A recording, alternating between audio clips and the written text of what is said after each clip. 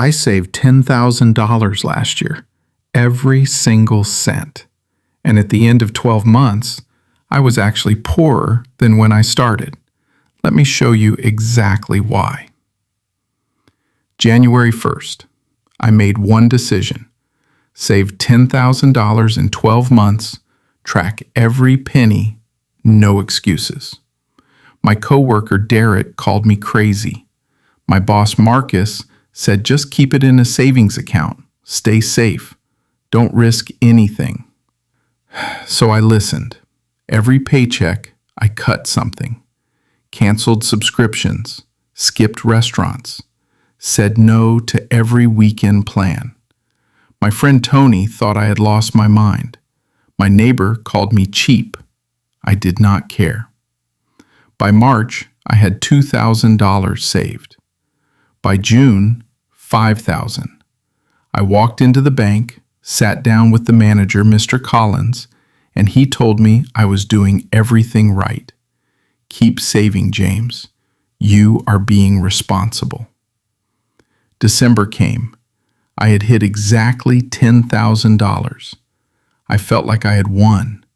I opened my laptop that night, pulled up every number from the entire year, and started doing the math. That is when my hands went cold. I had been disciplined for an entire year. I had sacrificed everything, and the money I worked so hard to save had quietly, invisibly, been losing its value the whole time. The truth about saving. My traditional savings account paid me 0.4% interest that year. The bank took my $10,000 and gave me $40 back. Meanwhile, inflation in 2024 ran at nearly 3%, silently eating $300 of my purchasing power. I had not gained $40. I had lost $260 in real value. The math was right there, and I had completely ignored it for 12 months. I called Derek the next morning. I told him what I found. He laughed and said, "At least my money was safe." Safe. That word started to bother me. Safe from what? The market? Or safe from ever actually growing? That night, I could not sleep. I kept thinking about my neighbor Paul, who worked the same job, earned the same salary, and somehow bought a new car last year. I always assumed he just spent recklessly. I never once considered he might have been doing something smarter with his money. I discovered that the S&P 500 index fund had returned an average of 10.4% annually over nearly 70 years. Someone who had invested my exact $10,000 at the start of that same year would have ended December with $11,040. I had ended December with $10,040. Same starting point, $1,000 difference. One decision. The experiment changes. I went back to Mr. Collins at the bank. I sat across from him and asked him directly why he never mentioned index funds or high-yield savings accounts when I opened my account. He smiled and said the bank offers what it offers. That answer told me everything I needed to know. I started splitting my approach. I moved $3,000 into a high-yield savings account paying 4.1%. I put $4,000 into a low-cost S&P 500 index fund. I kept $3,000 in my regular account as an emergency cushion. My coworker Derek thought I was gambling. My boss Marcus told me I was being reckless. My friend Tony said the market always crashes right when regular people invest. Everyone had an opinion. Nobody had a plan. 3 months passed. The high-yield account had quietly added $102 in interest. The index fund was up $430.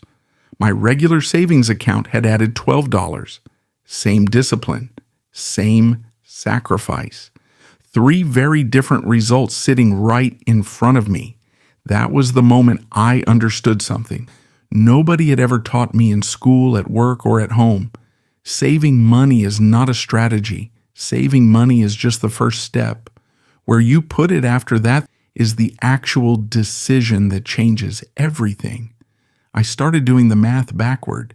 If I had invested just $5,000 into an index fund at age 25, instead of keeping everything in a savings account, and earned the historical average of 10% annually, by age 55, I would have had $87,000 from that single decision alone. I was 28. I had already lost 3 years. That gap, 3 years of compound growth missed, translated to roughly $30,000 I would never see. Not because I was lazy, not because I was broke, because nobody told me the difference between storing money and growing money. Marcus pulled me aside at work one afternoon. He had been saving for 31 years. He told me proudly he had $200,000 in a regular savings account. I did not say anything. I just nodded.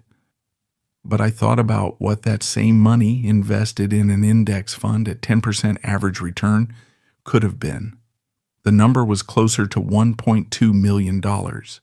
He had done everything right by his own definition, and he had still lost everything by the real one.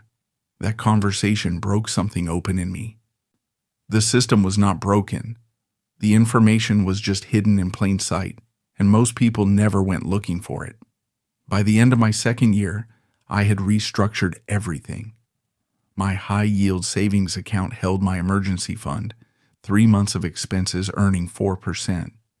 My index fund kept growing, untouched, compounding quietly every single month. My regular savings account held only what I needed for immediate expenses. I did not become rich overnight. I want to be honest about that, but I stopped losing ground for the first time in my adult life. The difference between where I started and where I was heading was not income. It was not luck. It was understanding that every dollar sitting in the wrong place is a dollar working against you. Derek still keeps everything in his savings account. Marcus is still proud of his $200,000. Mr. Collins is still smiling behind that desk.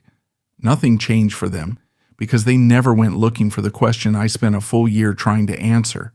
The question is not how much can I save. That is the wrong starting point entirely. The question is, where does my money go after I save it, and is it working as hard as I am? I saved $10,000 last year, and the most valuable thing I earned was not in my bank account at all. It was the understanding that sitting still, financially size, is the same as moving backward. Hey, if this video gave you something to think about, that's exactly why I make these every single day. Most of this stuff nobody ever teaches you, and I just think that needs to change. So if you got value today, hit subscribe.